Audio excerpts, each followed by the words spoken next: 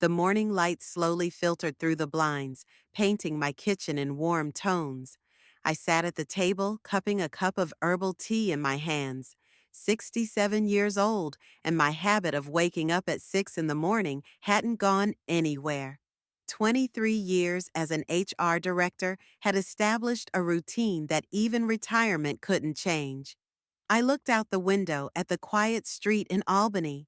This city became my home 35 years ago when Robert and I moved here for his job. Robert. 10 years have passed since his death, and I still sometimes turn around to tell him something interesting, only to remember that he's not there. The calendar on the refrigerator was almost empty, with just a few notes. Doctor's appointment next Tuesday, lunch with Darlene on Friday, Noel's birthday in 2 weeks. Noel, my only son. Since he moved out 8 years ago, our relationship has slowly changed, becoming more and more formal, and in the last 2 years, with the arrival of Vinny, the connection between us has thinned out completely, turning into rare calls on holidays. I sighed and opened my diary, another habit from my working days. Leafing through the pages, I remembered my last day at work before retiring. My colleagues threw me a farewell party and gave me a commemorative gift, a silver brooch engraved with the words, Iris, you always found the right people and the right words. 23 years of solving personnel problems, conflicts, and finding compromises. I was proud of my ability to find common ground with all kinds of people. Why didn't it work with my own family? The phone on the table vibrated. It was Noel's number. I looked at the clock, 7:20 a.m. It was unusual for him to call so early. Good morning, dear, I said, trying to sound cheerful. Hi, Mom. Noel's voice sounded strangely excited. I hope I didn't wake you up. Of course not. You know I always get up early. Yes, you're right. A pause, then. I have news. Vinny and I are engaged. I proposed last night. I closed my eyes. I should have felt joy, but my first emotion was fear. Vinny had never hidden her feelings toward me. That's wonderful, sweetie. Congratulations to both of you. Are you happy? Of course I'm happy. We're thinking about getting married this summer. Nothing grand, but Vinny wants everything to be perfect. Of course, I understand. If you need help with the arrangements— No, Noel interrupted me. We'll manage. Vinny has a clear vision of how everything should be. I felt a pang of disappointment, but held back. Okay, dear. But if you change your mind, I'm always here to help. Maybe you'd like to come over for dinner this weekend? I could make your favorite lasagna. Another pause. I could almost see Noel mentally searching for an excuse. We're very busy this weekend. Maybe another time. Listen, I have to run to work. Just wanted to share the news. Thanks for calling, dear. I'm very happy for you. The conversation ended, and I put the phone down on the table. I'm very happy for you. The phrase sounded false even to me. I really wanted to be happy, but something was getting in the way. Perhaps it was the coldness in my son's voice when he rejected my offer of help, or the way he said, "We'll manage," as if contrasting himself and Vinny with me. I walked over to the window. In the yard, a neighbor boy was learning to ride a bike under his father's watchful eye. I remembered teaching Noel to ride in a park not far from here. It was a year after Robert's death. Noel was 10 at the time. He fell several times, scraped his knee, but stubbornly refused to give up. And then, when he finally succeeded, his joy was so sincere, so pure. He hugged me then and said, "We'll get through this together, won't we, Mom? We'll get through this together." When did that "we" stop including me? I went back to the table and took a photo album out of the sideboard drawer. I leafed through the pages, watching Noel grow up. Here he is losing his first baby tooth. Here is his first day of school. Here is his graduation. How much effort it took me to balance my career and raising my son. Mornings when I made breakfast, checked his homework, and reviewed work documents at the same time. Evenings, when despite my fatigue, I played board games with him or helped him with his projects. Weekends devoted entirely to him. Hiking, museums, sports games. I managed, and I managed well.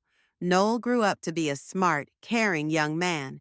At least, that's how he was before he met Winnie. Winifred Boggs came into his life 2 years ago. They met at a company party. Noel worked in IT, and Winnie came as a plus one for one of his colleagues. From the very first meeting, I sensed something off about her. It wasn't Winnie's appearance. She was quite attractive in that regard. It was her gaze, judgmental, cold. It was as if she had immediately categorized me as unnecessary. At first, the changes were barely noticeable. Noel started calling less often. He refused to attend our traditional Sunday dinners. When we did meet, he often looked at his watch, as if he were in a hurry to leave. Then the excuses began. He was too busy. Vinny had plans for the two of them. They were going away for the weekend. I closed the album and put it back in the sideboard. I was the HR director, for God's sake. I resolved conflicts between department heads, calmed angry customers, and found common ground with unions. Why couldn't I find a way to reach Vinny? I remembered our last meeting as a threesome about 3 months ago. Noel finally agreed to dinner at a restaurant. I put on my best dress and reserved a table in a good location. I wanted to make an impression, to show that I respected my son's choice. But from the very beginning, everything went wrong. Vinny was 20 minutes late. Then she announced that she was allergic to seafood, even though the restaurant specialized in it. All evening, she either pointedly checked her phone or interrupted me when I tried to keep the conversation going. And then Winnie casually mentioned that she and Noel were thinking of moving to another state. "We need to start with a clean slate," she said, looking me straight in the eye, "without the baggage of the past." I realized that by baggage, she meant me. The evening ended earlier than planned. Noel and Vinny left right after dessert, saying they were tired. I was left alone at the table, finishing my wine and wondering where I had gone wrong. Maybe I really was too protective of my son? Maybe I was too demanding? Or was it something else? My phone vibrated again. This time it was a message from Darlene, my friend from my working days. "Hi, Iris. Have you heard the news? Noel and Vinny are engaged. I saw the post on social media. I hope you're okay. Call me if you want to talk." I smiled bitterly. A post on social media. Noel had told the whole world about his engagement before calling me. I picked up my phone and opened the app. There was a photo. Noel on one knee in front of Vinny. A ring, smiles, champagne. Underneath the photo were a bunch of congratulations, including from people I knew personally. My own son didn't think it was necessary to tell me in advance about such an important decision. I put my phone down and walked over to the closet. There, in the bottom drawer, was a box of jewelry that I had inherited from my mother. Among them was a ring with a small but very clear diamond, an engagement ring that had been passed down in our family from generation to generation. Robert had proposed to me with that very ring. I always thought that one day I would pass it on to Noel for his bride. But he didn't even ask. He bought a new one, without even thinking about the family tradition. Another small detail showing how he is distancing himself from me, from his roots. I put the box back in its place and closed the closet. There's no point in dwelling on it. I have to rise above petty grievances. After all, I always taught Noel to be independent, to make his own choices. And now he has made one. He chose Winnie. That means I'll have to learn to live with it. I looked at my watch. It was almost 9. It was time to get ready if I wanted to get to the store before the Saturday crowds. I needed to buy a greeting card for my future daughter-in-law. Maybe a gift, too, something neutral but elegant, to show that I accepted their decision. I looked at my phone screen again. Noel's post had already gathered over 100 likes and congratulations. I forced myself to write a comment. Congratulations to both of you. So happy for you. Fake words, but what else could I do? As I got dressed, I thought about the upcoming wedding. If they're planning it for the summer, that means there's not much time. Will they ask for my help with the planning? Hardly, judging by Noel's reaction. Financial help is another matter. I had no doubt that this question would come up sooner or later. Noel has a good job, but even a modest wedding costs a lot of money. And knowing Vinny's desire to impress, it's unlikely that the wedding will be truly modest. Well, I'll help. Not because I expect gratitude, but because he is my son, the only person for whom I am willing to do a lot. As I left the house, I noticed Mrs. Patterson, an 80-year-old widow who had lived here longer than anyone else, on the porch of the neighboring house. We exchanged greetings, and Mrs. Patterson asked, "How is your son, dear? I haven't seen him in a long time." "He's doing well," I replied. "He just got engaged." "Really? What wonderful news! That lovely girl you brought to Christmas dinner last year." I shook my head. "No, someone else. They've been dating for about 2 years, and you approve of her?" Mrs. Patterson asked bluntly. I hesitated before answering. "The main thing is that he's happy," I finally said. Mrs. Patterson nodded understandingly. "Of course, dear." Of course. On the way to the store, I thought about how to answer my neighbor's direct question. "Do you approve of her?" As if my opinion mattered, as if I had been asked. Noel had made his choice, and now all I had to do was accept it, even if that choice meant gradually disappearing from his life.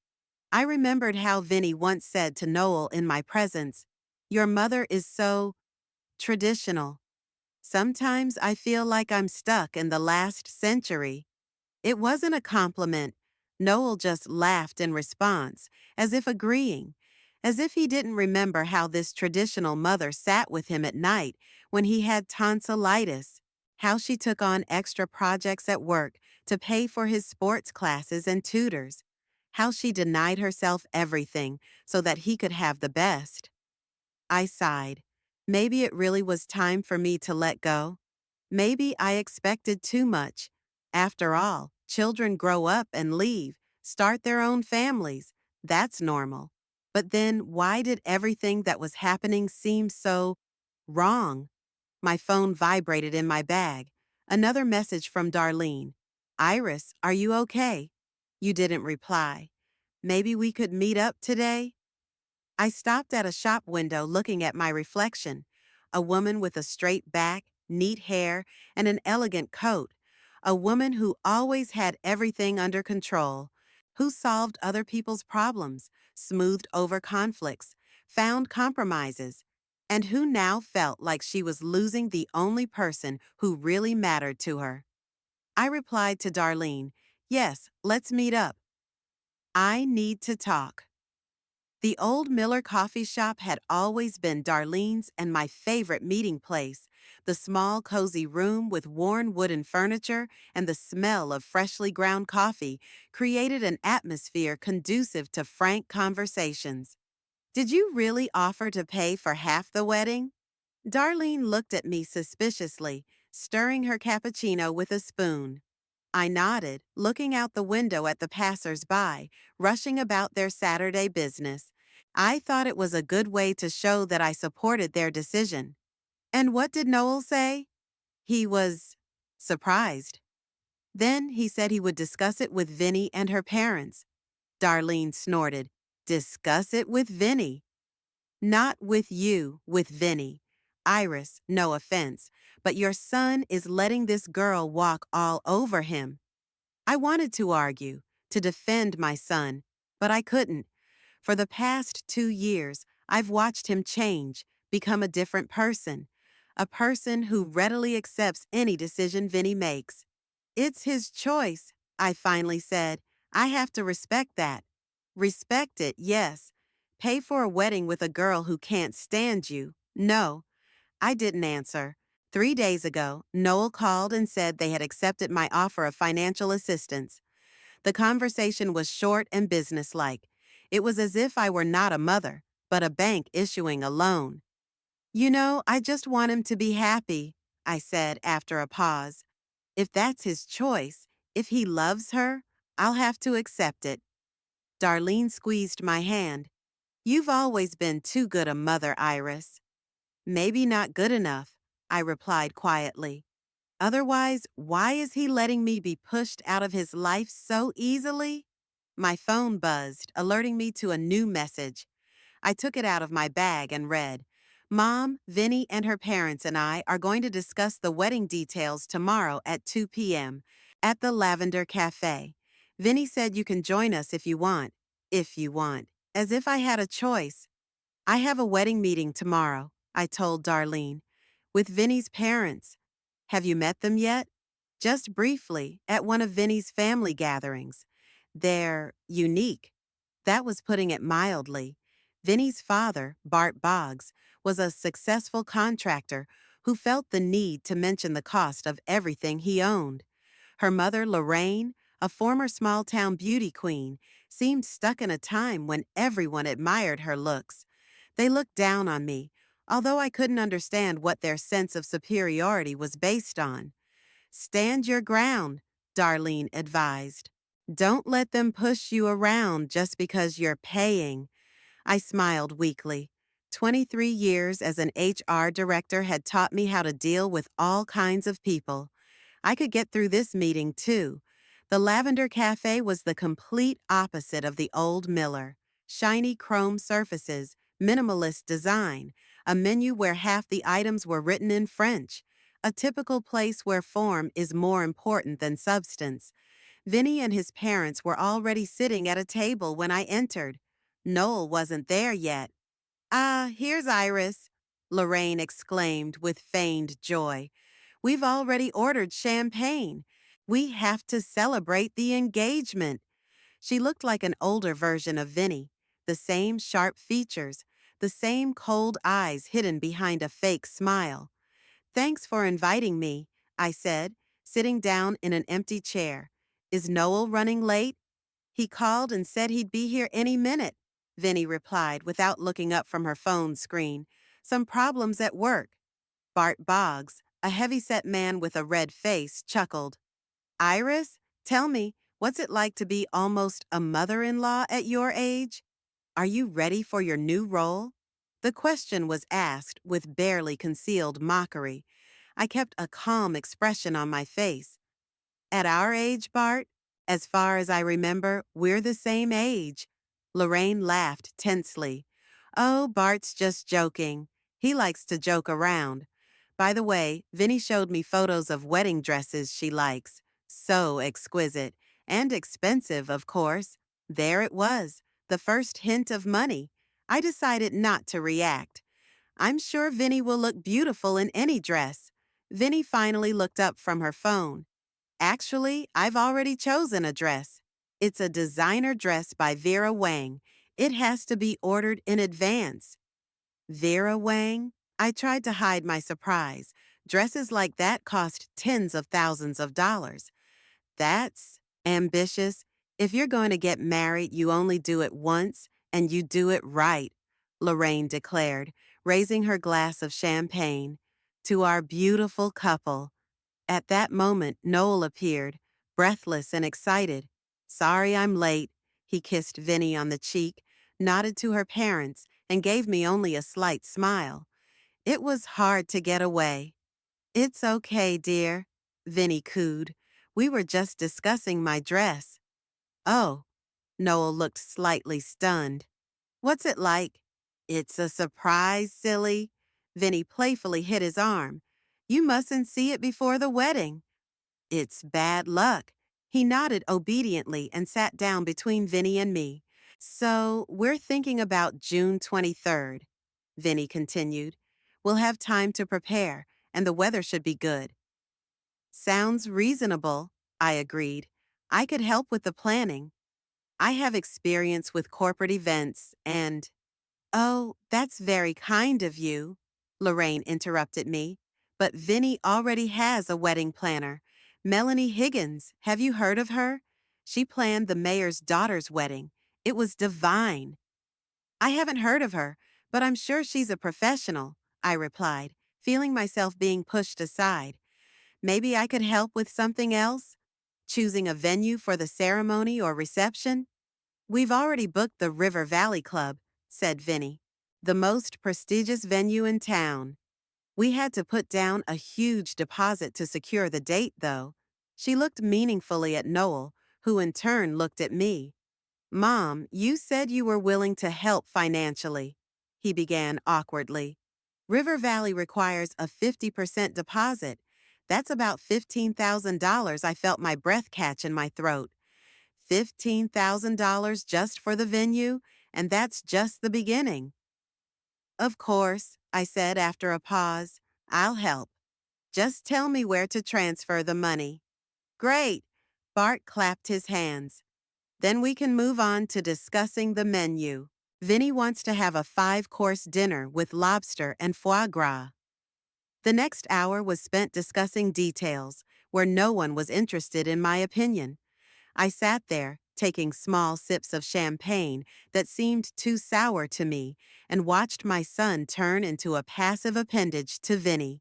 He agreed with everything his fiancée suggested without expressing his own opinion, even when the conversation turned to the guest list, and Vinny declared that only the closest friends would receive invitations, which in her understanding meant about 200 people. Iris, you probably don't have that many friends you'd like to invite, do you? Lorraine asked with feigned sympathy. At your age, your social circle usually narrows. I have enough friends, I replied calmly, but I understand that a wedding is first and foremost a celebration for the bride and groom, so I'm not insisting on a large number of guests on my side. We'll add Darlene to the list, Noel said, clearly feeling uncomfortable. And maybe your former colleagues. I don't think we should invite people no one knows, Vinny objected. Our list is already too long. But their mom's friends? Noel, we can't invite everyone. Vinny patted his arm. Space is limited, and my parents have a huge social circle. We have to prioritize. I remained silent, though inside I was seething. My son didn't even try to insist. He just gave up, as always. What about the music? I asked, trying to change the subject. Oh, we're having a live band, Vinny replied enthusiastically. Silver strings. They play at all the prestigious events. They're not cheap, of course. Another hint. I was starting to feel like a walking ATM. I was thinking maybe Darlene's nephew could play at the ceremony, I suggested. He's a wonderful violinist. He's studying at the conservatory. An amateur? Lorraine wrinkled her nose. At such an important ceremony? No, we need professionals, of course. I felt a pang of disappointment. Another one of my ideas rejected without discussion. Speaking of professionals, Bart interjected, we've already booked the best photographer in town. He has a portfolio of celebrities. What about the florist? I asked, making one last attempt. I could. It's already been decided. Vinny cut me off. We're ordering flowers from Eden Greenhouse. They make amazing arrangements. I nodded, giving up. I wasn't needed here for anything except paying the bills. When the waiter brought the bill for our meeting, Bart pretended not to notice it. Noel looked at me awkwardly, and I got the hint. I took out my credit card and paid for everyone. Thanks for meeting with me, I said, standing up. Keep me posted on further expenses. Of course, dear. Lorraine patted my hand with false sympathy. And don't worry, we'll organize everything in the best possible way. You won't even have to worry about anything. I left the cafe with a heavy heart. My contribution to my son's wedding was limited to being a sponsor. Neither my experience nor my suggestions, nor even my friends were welcome. At home, I took out my calculator and calculated the approximate cost of the wedding based on the details we had discussed. The figure was astronomical. Half of that amount represented a significant portion of my retirement savings. But how could I refuse my only son? 2 weeks later, the situation got even worse. Vinny called and said that another $20,000 was needed to complete all the preparations, unforeseen expenses. I transferred the money without question, although I was concerned about where such sums were going. The wedding was turning into a demonstration of the Boggs family's status rather than a celebration of love.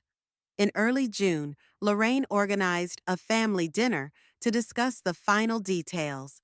The location was not chosen at random. The Aristocrat, the most expensive restaurant in Albany, where I would never have gone of my own free will. I prepared for this dinner as if it were an important business meeting. I chose an elegant dark blue dress, had my hair done at the salon, and put on pearl earrings, a gift from Robert for our 20th wedding anniversary. I wanted to look dignified, to show that I was no worse than the Boggs family. I arrived right on time at 7 o'clock in the evening. The maitre d' showed me to a table where Vinny, Noel, Vinny's parents, and a few other people I didn't know were already seated. "Here's Iris," exclaimed Lorraine with her usual feigned enthusiasm. "Meet Noel's mother." The strangers, who turned out to be Lorraine's brother and his wife and Vinny's cousin and her husband, greeted me politely, but I saw the same condescension in their eyes as I had seen in Vinny's parents. "Sorry I'm late," I said, even though I had arrived on time. "Oh, it's okay." Lorraine waved it off. "We're used to waiting." I sat down in the only empty seat at the far end of the table, where it was difficult to participate in the general conversation. Noel sat between Vinny and her cousin, engrossed in discussion. He didn't even glance at me. Dinner began with a discussion of the latest wedding preparations. Lorraine proudly recounted how she had managed to get the same decorator who had worked at the governor's reception to decorate the hall. Bart boasted that he had found a supplier of a rare brand of whiskey for the bar. Vinny shared details of her bachelorette party, which was planned for Las Vegas the following week. I silently ate my salad, feeling invisible. No one was interested in my opinion or included me in the conversation. I could have gotten up and left, and no one would have noticed. "Is it true that Noel was afraid of the dark until he was 10? Vinny's cousin suddenly asked, addressing me across the table. "Vinny said you left a nightlight on for him even when he was in high school." Everyone at the table laughed, including Noel, although his laughter sounded forced. It wasn't true. He had stopped being afraid of the dark much earlier. "No, that's not true," I replied calmly. "Noel was a very brave child." "Come on, Mom." Noel winked at Vinny. "You don't have to defend me." Everyone knows I was a mama's boy. Another burst of laughter. I felt my face flush. My son had just publicly ridiculed our relationship. "And remember how you used to call his teachers and demand better grades?" Lorraine continued, clearly enjoying the situation. "Vinny told me you were such an overprotective mother." It was a blatant lie. I always taught my son to take responsibility for his actions and never interfered in his relationships with his teachers. I looked at Noel, expecting him to refute this, but he just shrugged with a guilty smile. "Well, Mom always wanted the best for me." "All mothers are like that," said Vinny's cousin's husband, "especially when their son is their only child. They can't let go." "Exactly," exclaimed Vinny. "I always tell Noel that it's time for him to learn to say no to his mother." "Right, honey?" Noel nodded without looking at me. "Yes, you're right." I sat there, clenching my fork so tightly that my knuckles turned white. They talked about me as if I weren't there, as if I were a problem that needed to be solved. The morning of the wedding was surprisingly clear. I stood at the window, watching the sun's rays dance on the neighboring roofs, trying to calm my nerves. The last few weeks had been difficult. Endless expenses, constant demands from the Boggs family, my son's growing alienation. But today I was determined to put all my grievances behind me. For Noel's sake, for his happiness. My dress, an elegant sea green suit, hung on the closet door. I had chosen it with great care, consulting with Darlene. Not too flashy, but not too modest. A dignified outfit for the groom's mother. "It's just one day," I said to my reflection in the mirror as I pinned up my hair. "You can get through one day." The phone on the dressing table rang. A message from Darlene. "Good luck today. Stand tall. See you at the church." I smiled. At least I had support. Darlene was the only person in my circle that Vinny deigned to invite to the wedding.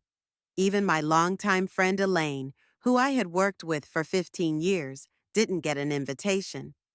"Too many guests," Vinny said, even though she had found room for her second cousin from Idaho, whom she had seen twice in her life. I finished my makeup and put on my dress. I looked at my watch, 10:30 a.m. The ceremony was starting at noon, but I wanted to arrive early. Maybe I could talk to Noel before it began. See him in the last minutes of his bachelorhood. Tell him how proud I was of them. A small box on the dresser caught my eye. White gold cufflinks that had belonged to Robert. I was going to give them to his son before the ceremony. A small sentimental gesture, a reminder of his father, who I'm sure would have been very proud on this day. I picked up the box, took one last look in the mirror, and left the house. My car, a 5-year-old Toyota Camry, was waiting in the driveway. Nothing special, but I was always proud that I had bought it myself with my savings, unlike Noel's brand new BMW, for which I had contributed to the down payment. St. Anne's Church was a 20-minute drive from my house. It was an old stone building with stained glass windows and a pointed bell tower.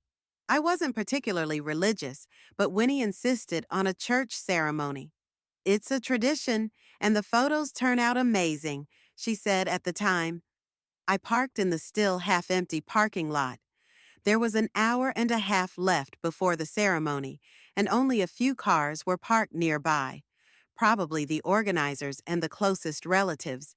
I recognized Bart Boggs' massive SUV and the sports car that Noel had recently rented especially for the wedding. Florists were bustling about at the church entrance, decorating the doorway with flower garlands. Roses, orchids, lilies, all snow white, exquisite, and undoubtedly extremely expensive. One of the workers held the door open for me to enter. Inside, the church was already fully decorated. White ribbons on the pews, floral arrangements along the aisle, candles and crystal candlesticks. Everything looked like something out of a wedding magazine. Perfect, impersonal, not at all like the Noel I knew. "Mrs. Holloway?" A young woman with a tablet in her hands approached me. "I'm Melanie, the wedding planner. I'm glad to finally meet you." "Hello." I shook her hand. "Everything looks impressive." "Oh, thank you." We tried to make all of Vinny's wishes come true. "She's so attentive to detail." I nodded, not knowing what else to say. Melanie looked tense, as if she was afraid I would find something to complain about. "Is Noel here yet?" I asked. "Yes, he's in the groom's room," she said, pointing to a side door. "But I'm not sure if now is the right time." "I just want to check on him for a minute," I said, heading for the door she had indicated. "To give him something." Melanie hesitated, but then nodded. "Of course. But please don't take too long. We have a very tight schedule." I knocked quietly on the door and heard my son's voice. "Come in." Noel was standing in front of the mirror, trying to tie his bow tie. He looked so handsome in his black tuxedo, just like Robert on our wedding day. "Mom?" He looked surprised. "You're early." "I wanted to see you before the commotion starts." I smiled, trying to hide my excitement. "Let me help you with that." I walked over and took the tie in my hands. How many times as a child had I tied his regular ties before school events? "Are you nervous?" I asked, deftly forming a perfect bow. "A little," he admitted. I'm afraid I'll forget something or say the wrong thing. That's normal. I finished with the tie and took a step back, admiring the result. Your father was nervous too. He forgot his ring in the car and had to run back for it 5 minutes before the ceremony. Noel smiled faintly. Really? You never told me that. There are many stories I haven't had time to tell yet, I said, taking a box of cufflinks out of my purse. Here, I want you to wear these today. They belong to your father. He took the box and opened it. The cufflinks sparkled in the lamplight. Mom, they're... He faltered. Thank you. This means a lot to me. I helped him put on the cufflinks, feeling tears welling up in my eyes. My boy, my son. Today he was starting a new chapter in his life. Are you happy? I asked quietly, looking into his eyes. He hesitated to answer, and for a moment I thought I saw a shadow of doubt in his gaze. But then he nodded. Yes, Mom. I'm happy, Winnie. She's special. I held back a sigh. This was no time for doubts and fears. Today was his wedding day, and I would be happy for him no matter what I thought of his choice. Then I'm happy for you, I said, kissing him on the cheek, and proud of you. Your father would be proud too. There was a knock at the door, and Melanie peeked into the room. Excuse me, but we need to finish the last preparations. The guests are starting to arrive. Of course, I stepped away from my son. See you at the ceremony. Mom, Noel called out to me as I was already at the door. Thank you. For everything, I smiled at him and left, feeling a strange mixture of pride and sadness. Maybe everything would be all right. Maybe Vinny really would make him happy, and my dislike of her was just the result of maternal jealousy. By the time I returned to the main hall of the church, it was already filling up with guests. Melanie escorted me to my seat in the front row, next to the empty seat for Noel. Across from us sat Vinny's parents, Lorraine in a lavish pink dress with an extravagant hat, and Bart in a gray suit, which, as he had already informed everyone, was custom-made. Lorraine barely nodded to me, too busy talking to some elegant lady sitting next to her. Bart, on the other hand, leaned across the aisle and said loudly, Iris, how do you like all this splendor? Almost like a royal wedding, huh? Very beautiful, I replied politely, although royal splendor was the last thing on my mind that day. The church was filling up quickly. I recognized some of the guests, Noel's colleagues, a few of our distant relatives, but most were friends and acquaintances of Winnie and her parents. Darlene waved at me from the third row, and I smiled gratefully at her. The organist began to play, signaling the imminent start of the ceremony. Noel walked down the aisle with his best friend Peter, who was the best man. My son looked composed, although I noticed him nervously adjusting his cufflinks, a gesture he had inherited from his father. The music changed, and all heads turned toward the entrance. First came the bridesmaids in pale blue dresses, then a little girl scattering rose petals. Finally, to the solemn sounds of the wedding march, Winnie entered on her father's arm. Even I had to admit that she looked stunning. Her Vera Wang dress, a complex combination of silk, lace, and crystal, accentuated her slender figure. Her pearl-embroidered veil flowed behind her like a cloud. She walked slowly, her head held high, looking straight at Noel. I looked at my son and saw his face light up with a smile. At that moment, my doubts receded. If she could bring such joy to his eyes, perhaps I had been wrong about her. The ceremony was traditional and touching. When Noel and Vinny exchanged vows, I couldn't hold back my tears. I thought about my own wedding, about Robert, about how quickly time flies. It seemed like only yesterday that Noel was a little boy who would run to me with his scrapes and triumphs. I now pronounce you husband and wife, said the priest, and the hall erupted in applause. Noel kissed Vinny, and they turned to the guests, beaming with happiness. At that moment, I was truly happy for them both. After the ceremony, the guests began to move toward the exit, heading for a photo session in a nearby park and then to the River Valley Club banquet hall, where the reception was to take place. I lingered in the church, giving the newlyweds time for individual photos, and planned to go straight to the banquet hall. Iris, are you coming with us? Darlene approached me when the church was almost empty. No, I'll take my car, I replied. I want to stop by my house and change my shoes. These heels are killing me. That was only partly true. I really wanted some time alone to collect my thoughts before the upcoming reception, which I knew would be a difficult ordeal. See you there then. Darlene hugged me. Hang in there, girl. The hardest part is behind you. If only she knew how wrong she was. I arrived at the River Valley Club around 4 in the afternoon. The majestic colonial-style building, surrounded by manicured gardens, was impressive in its grandeur. The parking lot was filled with expensive cars.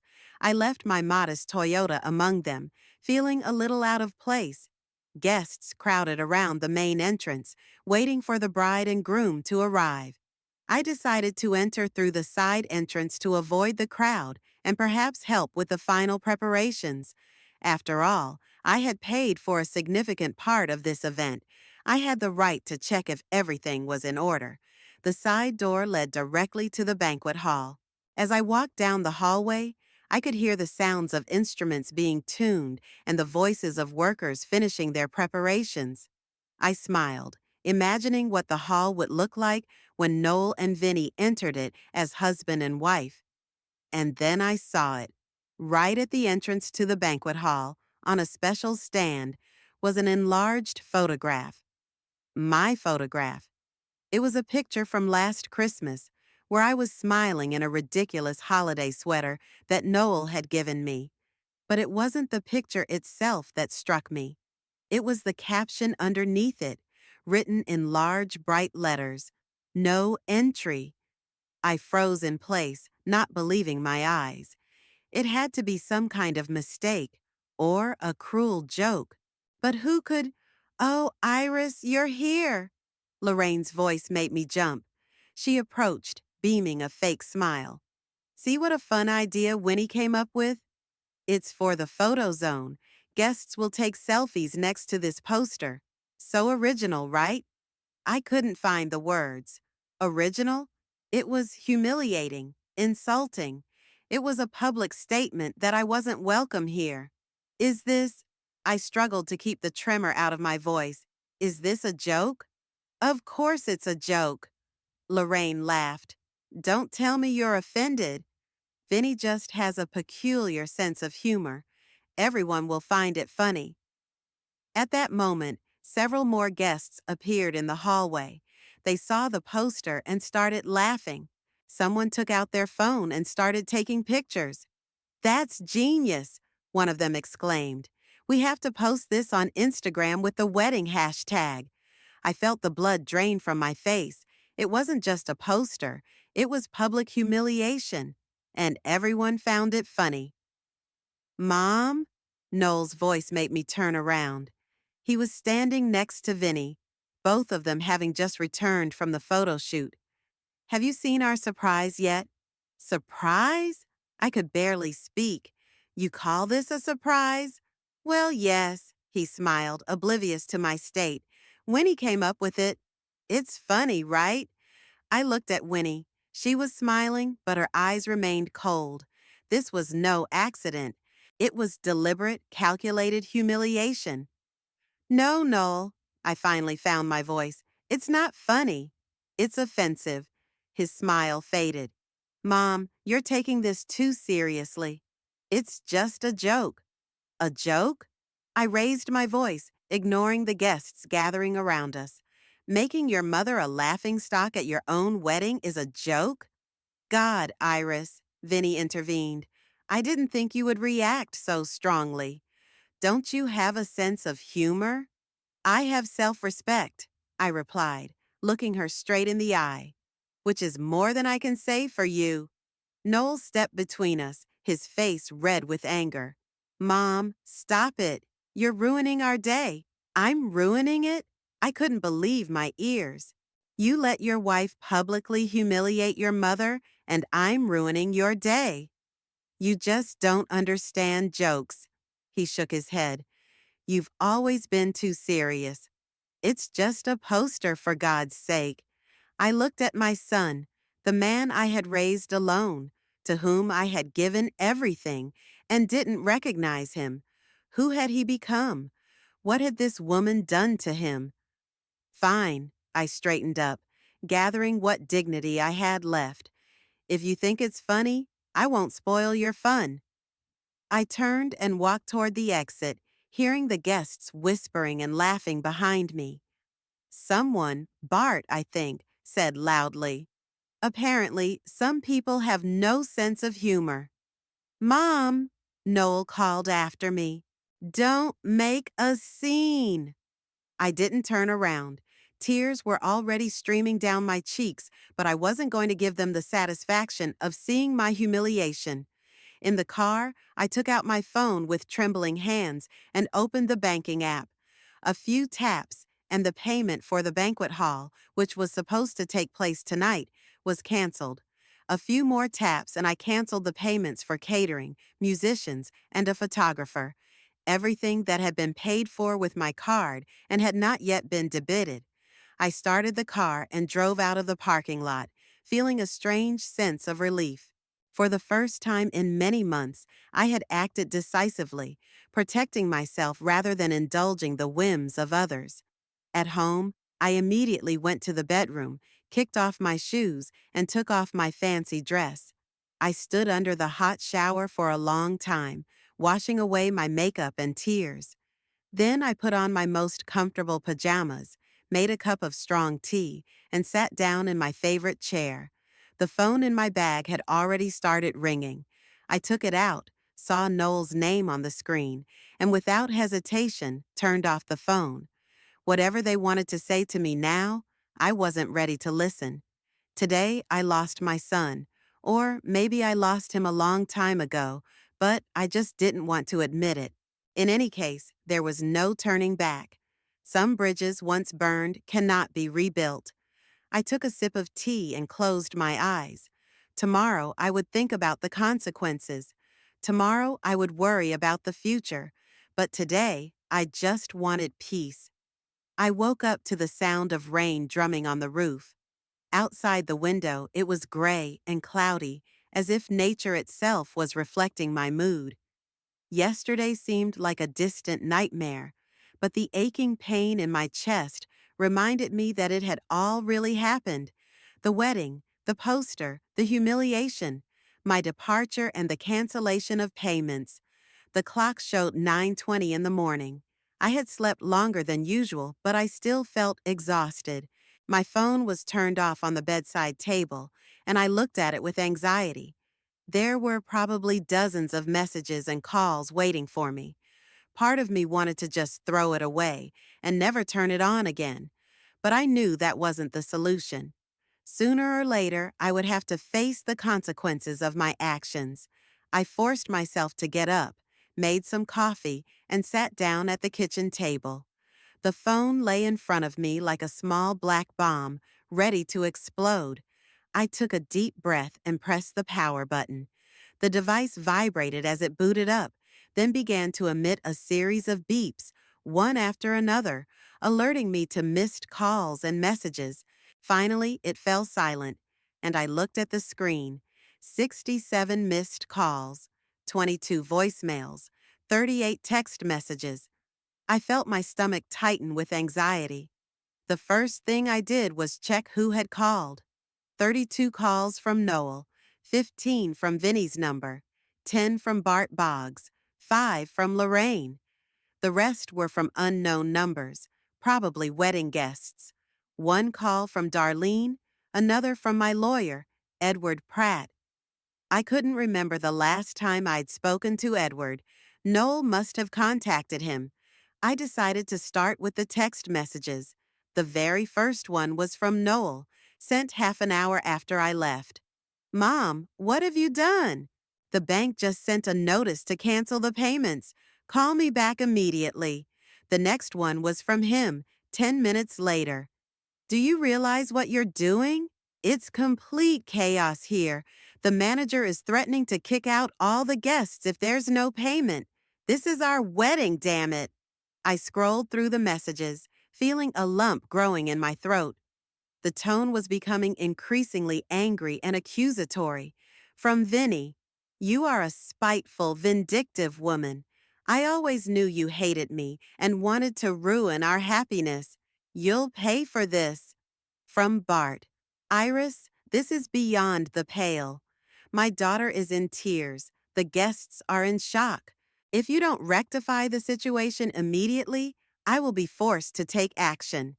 From Lorraine, "I always thought you were strange, but I didn't think you were capable of such meanness. Ruining your own son's wedding over a stupid joke? That's mental illness." There were also messages from unknown numbers, probably wedding guests. "We had to chip in for food and drinks. It's humiliating. How could you do this to your own son? I've never seen anything more selfish." Amidst this flood of accusations was one message from Darlene. "Iris, something unimaginable is going on here. Call me when you're ready to talk. I'm on your side." I put the phone down, feeling stunned. Part of me had expected anger, but such concentrated rage. Didn't anyone understand why I had done what I did? Didn't anyone see how cruelly they had treated me? I forced myself to continue and played the first voicemail message, Noel's voice trembling with rage. "Mom, I don't know what got into you, but you've crossed the line. This is a real nightmare. The manager is threatening to call the police if we don't pay the full amount right now. Winnie is crying. Her parents are furious. The guests are in shock. This was supposed to be the happiest day of our lives, and you ruined it. Call me back immediately." The second message, recorded an hour later, sounded even more tense. "Congratulations, Mom.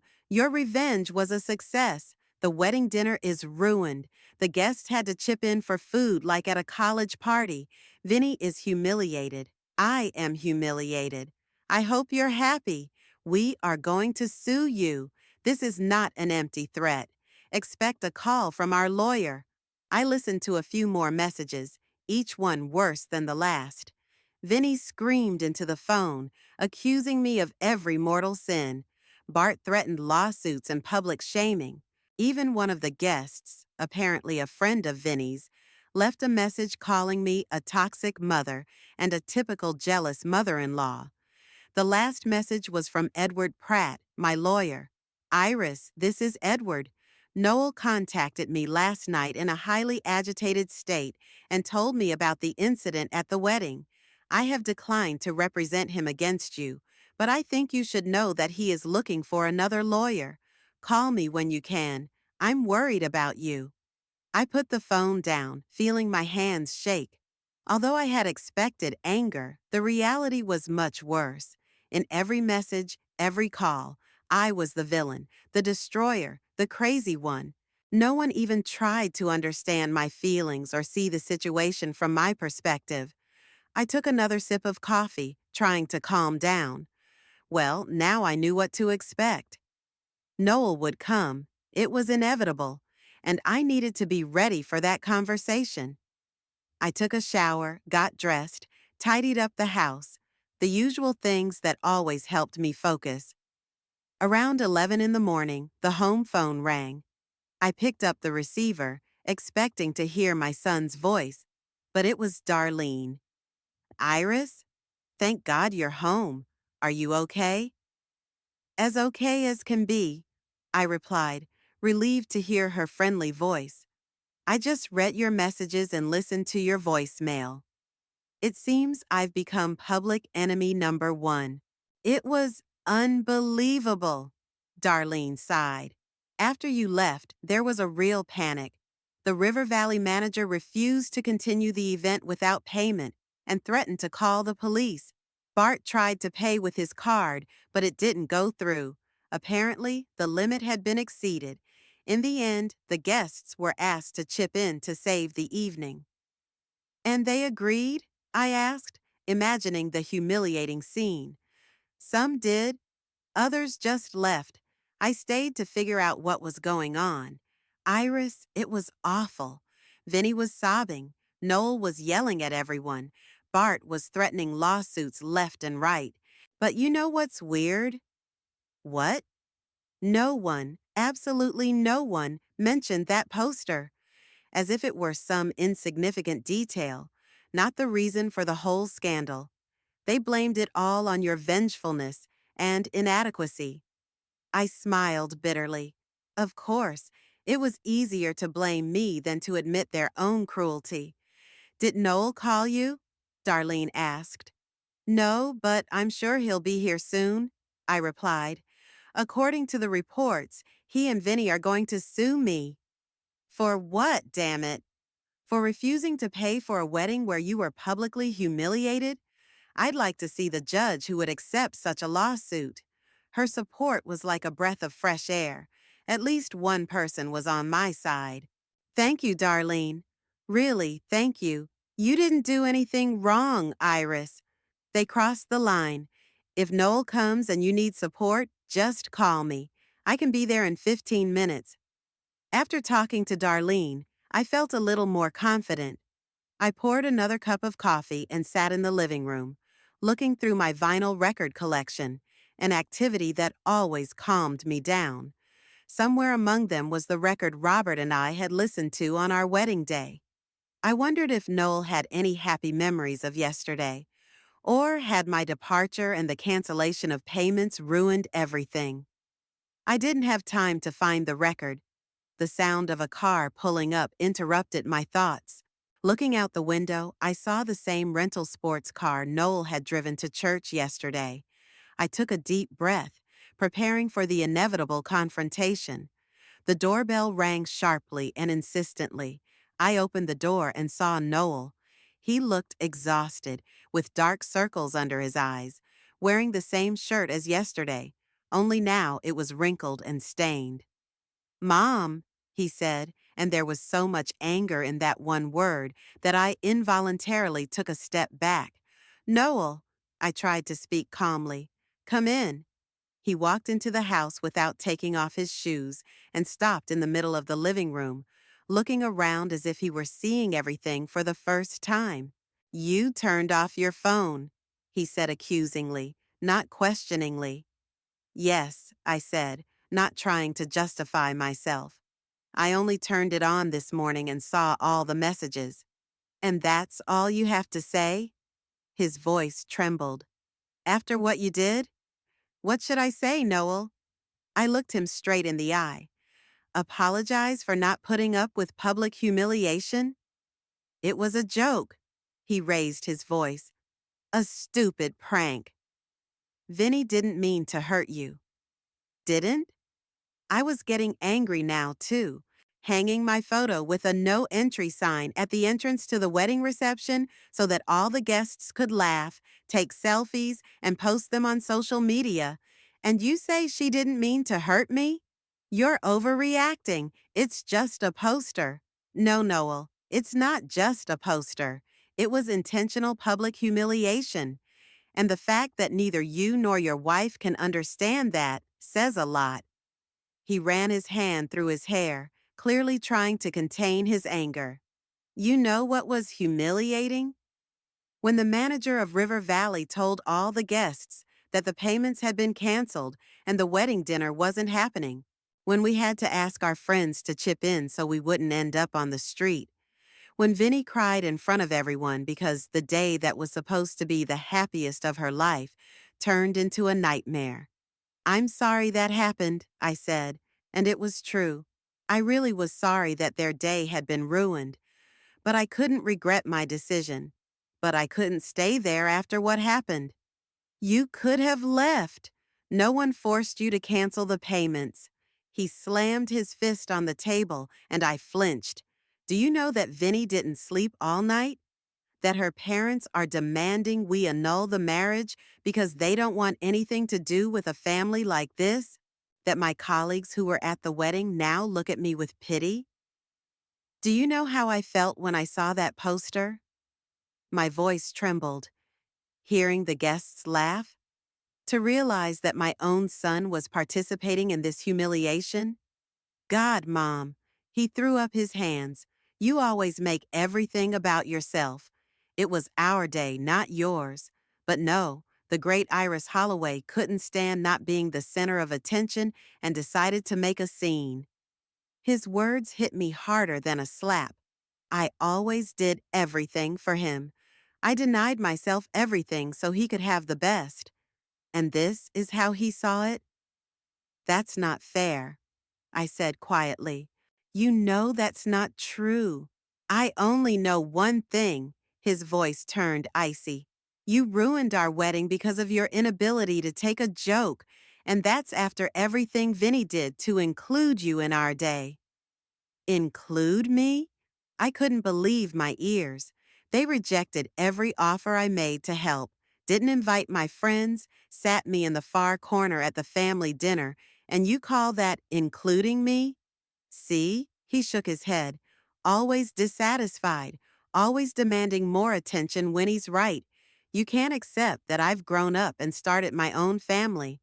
I looked at my son and didn't recognize him. When did he become so cruel? When did he start seeing me through Winnie's eyes instead of his own? Listen. He lowered his voice, as if talking to a child. We can resolve this the nice way or the nasty way.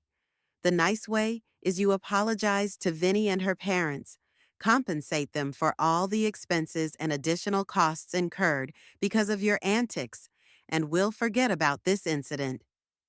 And the nasty way? I asked, even though I already knew the answer. The hard way is that we sue you for psychological damage and ruining the event.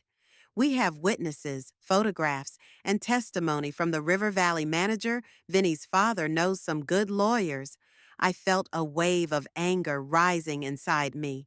My own son was threatening to take me to court for refusing to pay for an event where I had been publicly humiliated. Do you really think the court will rule in your favor? I asked, trying to remain calm. After what you did. What did we do, Mom? He spread his arms. Hanging up a silly poster? It was a joke you didn't get.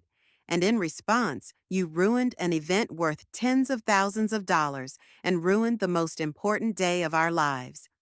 What do you think the judge will say? I was silent, realizing that in his presentation, it really did look that way. The poster was a silly joke. My leaving was an inappropriate reaction. Who would believe that it was just the last straw after months of manipulation and humiliation? Vinnie and her parents are insisting on a lawsuit. Noel continued. I'm trying to convince them that we can resolve this within the family, but they want an apology and compensation, full compensation, including moral damages. And how much is this moral damage worth? I asked. He named a figure that took my breath away. It was almost all my savings. That's robbery, I said, and you know it. It's fair compensation for what you did, he insisted. Think about it, Mom. I'll come back tomorrow for your answer. He headed for the door but stopped and turned around. One more thing. Winnie is pregnant, 4 weeks. We planned to announce it at the wedding, but because of your antics, we couldn't. So, congratulations. You're going to be a grandmother, although I doubt Winnie will ever want you to see our child after what you did. With that, he left, slamming the door so hard that the windows rattled. I stood in the middle of the living room, stunned. Pregnant. Vinnie is pregnant. I'm going to have a grandson or granddaughter, and I may never see that child. I sank down onto the sofa, feeling tears running down my cheeks. Noel's words, the threats of legal action, the accusations were spinning around in my head. Had I really done something so terrible? Had my reaction been so inappropriate? No, I told myself firmly. I wouldn't let them make me doubt myself. What they had done was cruel and humiliating. No excuses could change that. And if they really didn't understand why I reacted the way I did, then maybe it really was over between us. I picked up the phone and dialed Edward Pratt's number. If they wanted war, they would get it. But I wasn't going to give up without a fight. Edward Pratt's office was located in an old building in downtown Albany. I had been there several times when Robert's will was being drawn up, when issues with his estate were being settled after his death.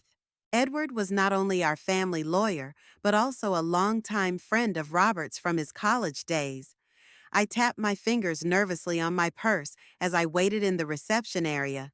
The secretary, a young woman with a friendly smile, offered me coffee, but I declined. My stomach was too tense for any food or drink. Mrs. Holloway. Edward's voice made me look up. Please come in. Edward Pratt was a tall, thin man with a neat gray beard and attentive eyes behind thin-rimmed glasses. He always looked impeccable. A pressed suit, a perfectly tied tie. But today I noticed fatigue in his eyes. Thank you for making time for me, Edward, I said as I entered his office. I always have time for you, Iris, he said, pointing to a chair and sitting down opposite me. To be honest, I was worried when I got the call from Noel in that state. And then you didn't answer your phone. I turned off my phone, I explained. After what happened, I needed time to collect my thoughts. I understand, he nodded. Noel told me his version of events, but I'd like to hear yours. I took a deep breath and began to tell him everything from the beginning. How my relationship with Noel had changed after Vinny appeared. How I was systematically excluded from the wedding preparations while still being asked to contribute money. How I was humiliated at the family dinner. And finally, about the poster and my reaction. Edward listened attentively, without interrupting, occasionally taking notes in his notebook. When I finished, he took off his glasses and rubbed his nose. I must say, Iris, Noel's version is somewhat different, especially the part about the poster. He presented it as a harmless joke, and your reaction as inappropriate and vindictive. I thought so, I said with a bitter smile. Do you also think I went too far? I'm not a judge or a jury, he replied cautiously, but as your lawyer and someone who has known you for many years, I can say one thing. If the facts are as you presented them, your reaction was entirely understandable. Perhaps not the most constructive, but understandable. That was more than I expected. At least someone didn't think I was a crazy, vengeful witch. Noel said that he, Vinny, and her parents are planning to sue me. I tried to keep my voice calm, for causing psychological damage and disrupting the event. Is that possible? Edward put his glasses back on and leaned back in his chair. From a legal standpoint, they have virtually no chance. You voluntarily offered to pay for part of the wedding, but it wasn't a legally binding contract. You had every right to cancel payments that hadn't been finalized yet. As for psychological damage, he shook his head. Without a documented diagnosis from a doctor, those are empty threats. I felt the tension ease a little. At least I was protected in court. But Iris, Edward continued, his voice becoming more serious, there is another side to this situation. The human side. Noel is your son, your only child. Are you sure you're ready for a possible complete breakup? I had asked myself this question countless times since leaving the wedding. I don't want to break up, Edward, but I can't continue a relationship based on manipulation and humiliation. It's, it's not a healthy relationship. I agree, he nodded. And you know what I think? Noel is under the strong influence of his new wife and her family right now. Maybe with time he'll see the situation more clearly, but that takes time. What should I do now? I asked. If they really do file a lawsuit? They won't, Edward said confidently. It's a bluff. I'll talk to Noel and explain the legal realities, and I advise you to just stay away from them for a while. Let the passion subside. I nodded, feeling both relief and sadness. Edward was right. It was better to keep my distance for now, but the thought of not seeing my son was painful. Thank you, Edward. I don't know what I would do without you. What else are friends for? He smiled gently. Robert would never forgive me if I didn't help you in your time of need. Leaving Edward's office, I felt a little more confident. At least now I knew I wasn't legally vulnerable. But the law was one thing, and public opinion was quite another. And in a small town like Albany, that mattered a lot. I decided to stop by my favorite coffee shop to calm down a bit before going home. The old Miller was usually almost empty at this time of day. A few students with laptops and a couple of retirees reading the newspaper. I was hoping to see Darlene, but she wasn't there. Oh well, I could just have a coffee and collect my thoughts. The bell above the door jingled as I entered. Barista Mike, who knew me as a regular customer, looked up from the coffee machine. For a moment I saw recognition in his eyes, and then something else. Awkwardness? Embarrassment? Good morning, Mike, I said, approaching the counter. My usual, please. Good morning, Mrs. Holloway? He nodded, not looking me in the eye. Coming right up. I walked over to a free table by the window, puzzled. Mike had always been friendly, often asking about Noel, whom he remembered as a teenager. Today he was strangely reserved. My gaze fell on two women at the next table. Elizabeth Morris and Carol Harper. Both were in the local book club I had belonged to for several years. Not close friends, but pleasant acquaintances. I smiled and nodded at them. Elizabeth quickly looked away, and Carol leaned over and whispered something in her ear. They both glanced at me again, not in a friendly way, but more like they were sizing me up, wary, and went back to their conversation. Weird, very strange. Mike brought my coffee, quickly set it on the table, and walked away without saying a word. Usually he would linger for a couple of minutes, ask how I was doing, tell me some funny story about his customers. Today, nothing. I slowly sipped my coffee, feeling a growing uneasiness. Something was definitely going on. It was as if everyone knew some secret about me, but no one wanted to say it outright. The coffee shop door opened again, and Mary Sanders, a former colleague from Human Resources, walked in. We weren't particularly close, but we had always been friendly. She saw me and her face reflected the same awkwardness as Mike's. Iris, she nodded as she walked by. Mary, I decided to be direct. Will you sit with me? She hesitated, clearly not wanting to, but it would have been too rude to refuse outright. Just for a minute, she said reluctantly, sitting down across from me. I don't have much time. What's going on, Mary? I asked bluntly. Why is everyone acting so strange? She lowered her eyes, then took a deep breath. Listen, Iris, I don't want to get involved in your family affairs, but the whole town is talking about what happened at Noel's wedding. And what's the most popular version? I asked, already guessing the answer. They say you had some kind of episode that you couldn't accept your son getting married, so you made a scene and deliberately ruined the wedding by canceling the payments.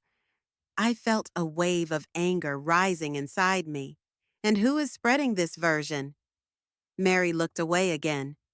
I heard it from Pam Johnson, who was at the wedding. She said that Vinny's parents are very concerned about your mental state, that you reacted inappropriately to some harmless joke. A harmless joke, I repeated. They hung my picture at the entrance to the banquet hall with a sign that said, "No entry," and you call that a harmless joke? Mary looked surprised. I didn't know about that.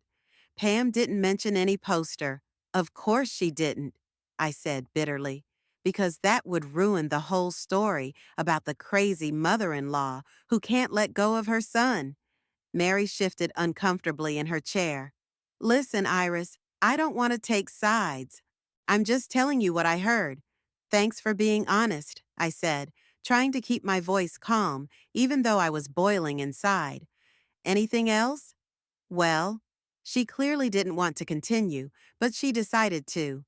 They say you threatened Vinny at the wedding, that you had some kind of meltdown, and that Noel is very concerned and is even thinking about, well, getting you some help. Help. I felt a chill inside. Do you mean psychiatric help? I'm just passing on rumors, Iris, Mary said hastily. Personally, I don't believe this nonsense. I know you as a sensible and balanced person, but her eyes said otherwise. She had her doubts. So did Mike. So did Elizabeth and Carol. They had all heard the story of how I had ruined my own son's wedding because of mental instability, and some of them believed it. I have to go, Mary said, standing up, clearly feeling uncomfortable. Take care, Iris. It didn't sound like a normal goodbye, but like advice to someone teetering on the edge. I watched her leave and felt a void growing inside me. Albany had always been my home, a place where I was known and respected. Now I was the subject of gossip and pity. Boxes filled almost the entire living room. 6 months is enough time to sort through the things I had accumulated over decades of my life. But even so, in the last few days before the move, I felt overwhelmed. Every item carried memories. Every book, every photograph, every trinket demanded a decision. Take it with me, give it away, or throw it away. I stood in the middle of this chaos, trying to figure out where to put the old porcelain vase, a gift from Robert on our 15th anniversary. Carefully wrapping it in bubble wrap, I caught my reflection in the mirror. 6 months had changed me. I had cut my hair shorter, and it now framed my face like a silver cap. I had lost weight. The stress of the last few months had taken its toll, but so had my new habits: morning runs, yoga, healthy eating. I looked different. I felt different. After the incident at the wedding, life in Albany had become unbearable. Rumors of my mental disorder spread throughout the city. Old acquaintances stopped calling. Neighbors avoided meeting me. Even in the store, I caught sidelong glances and heard whispers behind my back. But the worst thing was that Noel didn't try to contact me. No calls, no messages. It was as if I no longer existed for him. It was only through Darlene that I learned bits and pieces of news. Noel and Vinny were living in a new house that her parents had helped them buy. Vinny had quit her job to focus on family life. Noel got a promotion at his friend Bart's company. The decision to move was not an easy one for me. Albany had been my home for most of my adult life. It was where I got married, had and raised my son, and built my career. My parents and Robert were buried here. But now, nothing kept me in this city, which had become alien and hostile. I chose a small town on the Oregon coast called Seaview, a place where no one knew Iris Holloway, where there were no whispers behind my back and no judgmental glances, a place where I could start all over again. I bought a small but cozy house with an ocean view, not far from the city center, so I could be within walking distance of shops and cafes. The bedroom windows overlooked the endless expanse of water. Every morning I would wake up and see the Pacific Ocean. That thought comforted me in moments of doubt. A realtor from Seaview, a lovely woman in her 50s named Linda, helped me with the paperwork and even sent me photos of the interior so I could plan the furniture layout. "You will love our city," she wrote in her last letter. "It's a wonderful community for active people your age." My age. It's funny how, at 67, I was starting a new life, while many of my peers were preparing for a quiet old age, surrounded by grandchildren. I won't have grandchildren. Well, I will, but I'll probably never see them. The thought still hurt, but not as much as it used to. The move was scheduled for the next day. The trucks would arrive at 9 in the morning, and by evening the house would be empty. I would spend my last night in a motel by the highway and leave early in the morning for Haven. 3 days of travel, and I would be in my new home. Darlene insisted on a farewell dinner.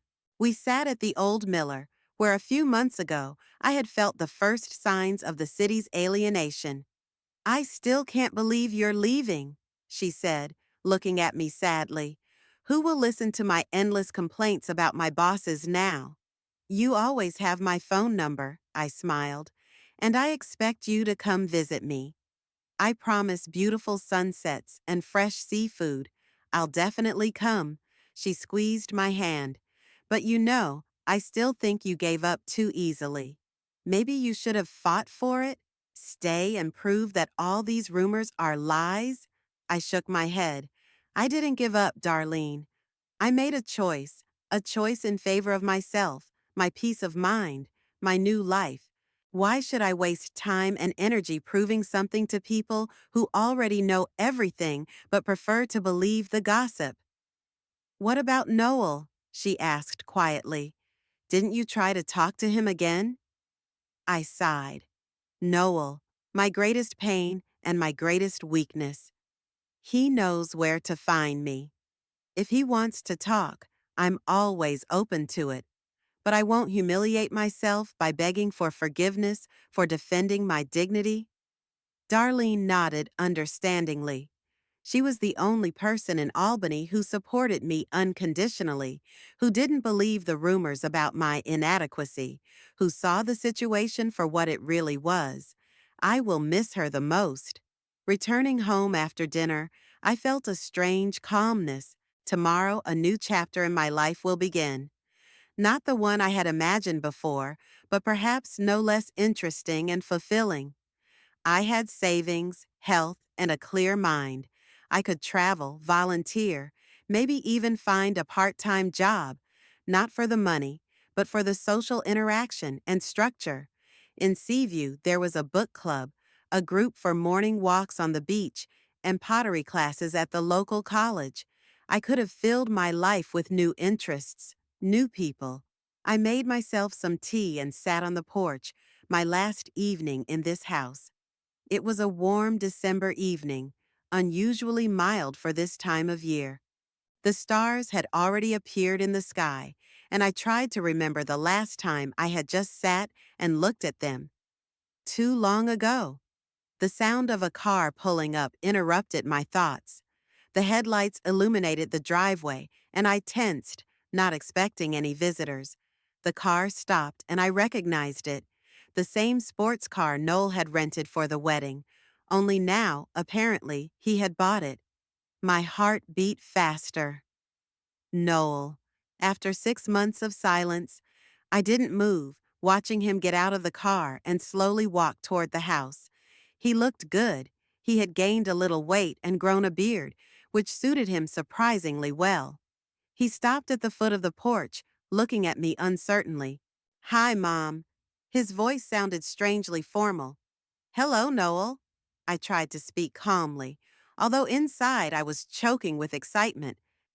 I didn't expect to see you. Darlene said you were leaving tomorrow. He shifted from foot to foot. Can I come in?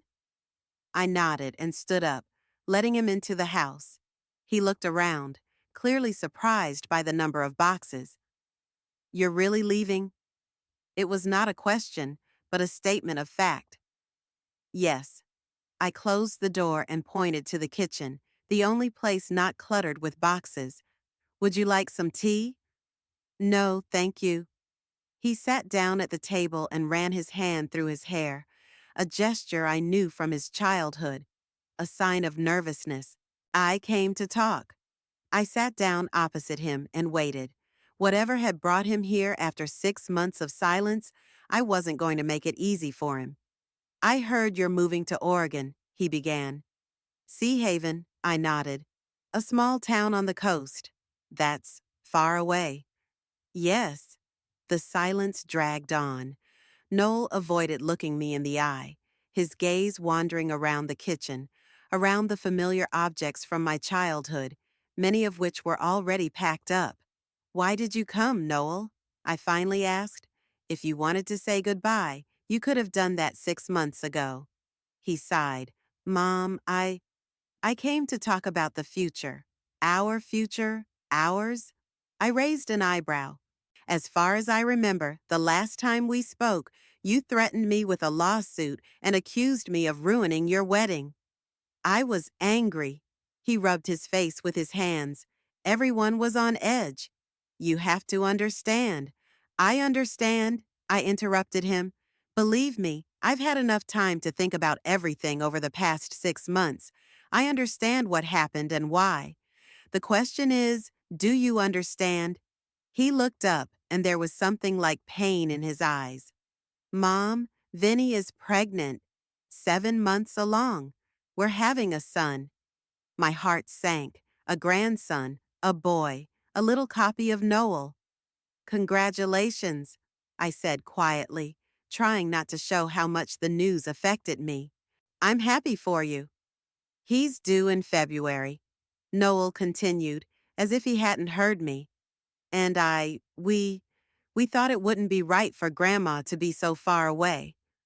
Children should know their grandparents." I remained silent, waiting to see where he was going with this, because I was sure that Noel hadn't come just to tell me about Vinny's pregnancy, not after 6 months of silence. "Vinny and I talked a lot," he continued, still avoiding my gaze, "about the past, about the future, about what happened at the wedding. And what conclusion did you come to?" My voice sounded calmer than I expected. "We think we can fix everything. Start over." He finally looked me in the eyes. "But for that, we all need to make an effort. Take a step toward each other." "A step toward each other," I repeated. "And what does that mean in your opinion?" "Well, for starters," he cleared his throat, "it would be good if you apologized to Vinny and her parents for ruining the wedding. They're still very upset about it." I felt a familiar wave of anger rising inside me, but I held it back. 6 months had given me not only pain, but also wisdom. I could see the whole picture more clearly than ever. "And will Vinny apologize for the poster? For publicly humiliating me? For all the small and large insults I've been subjected to from her since you met?" Noel pressed his lips together. "Mom, it was a joke. A stupid one, maybe, but a joke. You overreacted." "So you still think I'm crazy?" I asked bluntly. "That I have some kind of mental disorder, like Vinny's mother tells everyone in town?" "No one says you're crazy." He looked uncomfortable. "It's just that maybe you react, too, emotionally to some things, especially those related to me. Lorraine thinks it could be signs of depression or anxiety related to age and loneliness." "Lorraine thinks so." I couldn't hide my sarcasm. "And since when did Winnie's mother become an expert in psychiatry?" "She's just worried," Noel defended himself. "We're all worried. And we think it would be better for you to stay here, where you have support, where we can keep an eye on you." There it was, the real reason for his visit. Not apologies, not a desire to repair our relationship. Control. They wanted me to stay in Albany, where they could keep an eye on me, where I would be under their supervision, under their control. "And if I stay," I said slowly, "and apologize to everyone, as you suggest, will I be allowed to see my grandson?"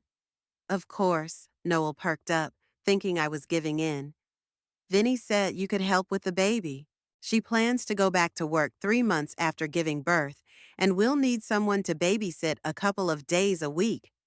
"What about her mother?" I asked. "Lorraine doesn't want to help with her grandson?"